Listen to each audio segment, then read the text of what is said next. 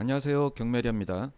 자, 이번에 보실 물건은 선순위 임차인이 있는 아파트. 지금 한양 수자인 파크원 정문인데요. 호미실동에 있습니다. 수원시 호미실동에. 자, 요거 조사하는 거를 한번 보여드리겠습니다. 일단은 위치를 먼저 볼게요. 자, 위치를 보시면은 요렇게 크게 보시면은 여기가 수원역이고요. 이쪽이 서수원 터미널이고 홈플러스. 여기 신분당선에 이제 요 화서역을 지나서 같이 요렇게 오는 게 이제 신분당선이잖아요. 역은 한 요 정도 있을 거고. 그래서 이쪽 호매실동도 뭐 많이 오른 편입니다. 뭐 새로 지은 아파트이긴 한데, 자, 물건을 한번 보시면은 97이에요. 97. 84보다 조금 더 크죠. 84보다 조금 더 큰 97. 일단 8억 2천. 감정 가격이 8억 2천에 나왔었는데 4차 때 누가 덜컥 낙찰을 받았네요. 5억 3천에. 아마 법정에서 자기 혼자 낙찰 받은 거를 보고 깜짝 놀랐을 겁니다. 최저 가격이 2억 8천인데 5억 3천에 덜컥 1인. 자기 혼자밖에 안 나왔어요. 아, 이거 뭔가 큰일 났구나. 이런 생각이 들었을 겁니다. 나중에 확인하고 미납이 됐겠죠. 자, 이번 6월 2일 날 2억 8천에 다시 나오는데 과연 낙찰을 받아야 할 것인지 계산을 한번 컴퓨터에 앉아서, 컴퓨터 앞에 책상에 앉아서 먼저 어느 정도 확인을 하고 현장을 보셔야 되겠죠. 자, 그러면은 이물 같은 경우 일단 뭐부터 볼까요? 부동산 매물 한번 볼게요. 먼저 자, 한양수자인 요평수 128입니다. 이게 실평 전용 면적이 97.42. 이게 물건 나와 있는 게 97.42죠. 실평수 잘 이런 건 확인도 정확하게 하셔야 됩니다. 방이 이렇게 좀 많이 나와 있네요. 방이 많이 나와 있고. 어쨌든 매매는 지금 현재 5개, 전세 2개가 나와 있대요. 이제 매매 가격은 최저 가격이 7억, 전세는 3억 6천. 근데 이쪽 동네가 7억씩 주고 살 동네는 아닙니다. 제가 이 동네에서 오래 살아봐서 압니다. 자, 갑자기 뜨기는 했는데 그럼 실거래가가 얼마에 거래된지 한번 볼게요. 최근에 실거래가 23년도 1월달, 22년 3월 이후로 전혀 없었어요. 작년 3월 이후로 전혀 없었어요. 7억 8천이 그때는 거래가 됐었는데, 자, 올해 1월달에 5억 8천, 6층 5억 8천. 자, 이 정도가 답니다. 이거 한 거래. 이 평수는 이거 하나가 답니다. 그러면은 그래요. 뭐 5억 8천이라고 일단은 염두해 둡시다.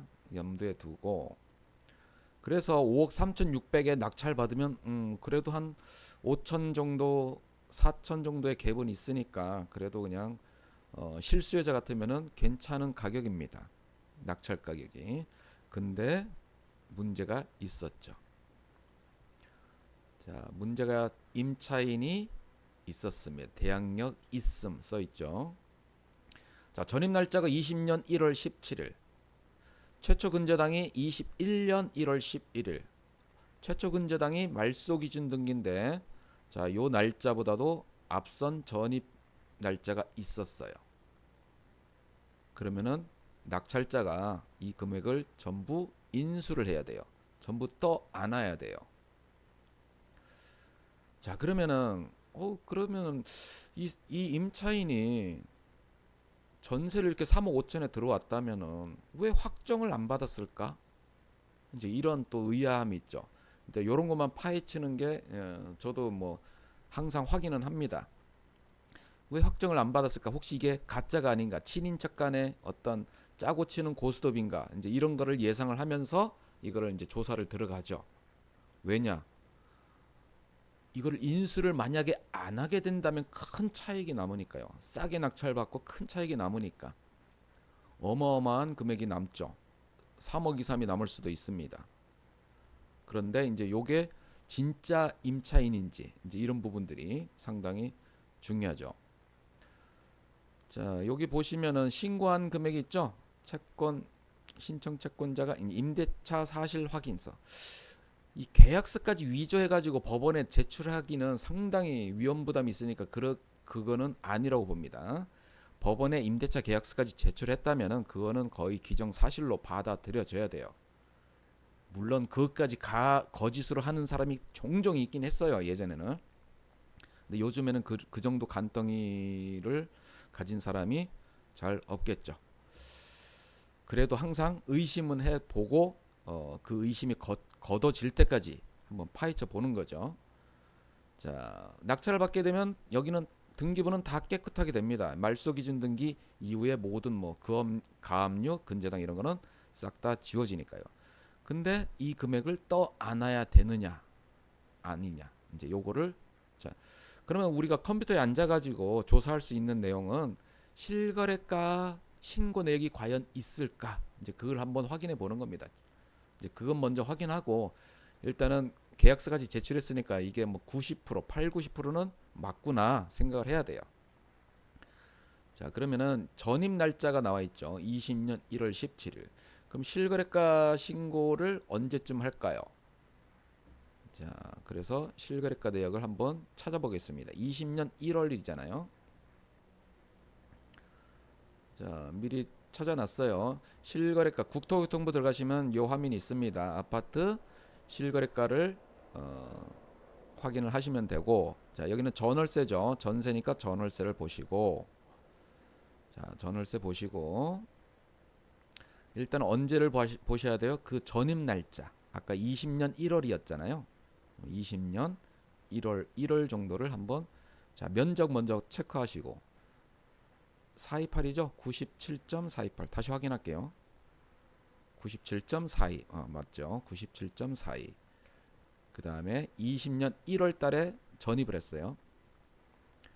97.42고 그러면 20년 1월 달에 신고가 됐나 한번 보죠. 아까 이게 몇 층이었습니까? 층수 봐야죠. 5층이에요. 5층. 자, 20년 1월 달에 5층 신고된 게 없습니다. 뭐 2월 달에도 없죠. 그 다음은 6월 달이니까. 아, 그럼 그 이전에 계약 그 전입하기 전에 했을 수도 있죠. 그러면 계약은 그 전에 했기 때문에 이제 19년도를 한번 보시. 19년도 12월부터 한번 보시는 거죠. 자, 97.42. 12월 달에 5층 딱 하나 있어요. 유일한 3억 5천 금액도 같아요. 아, 이거는 빼도 박도 못하는 진짜구나.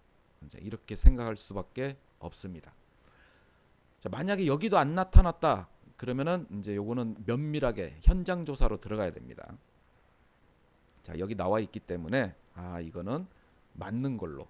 아, 이 임대차 사실 확인서 법원에 제출한 그 계약서도 맞고 이 금액은 무조건 인수를 해고 물어줘야 되는구나. 이 생각을 가지고 이 물건은 입찰을 해야 됩니다.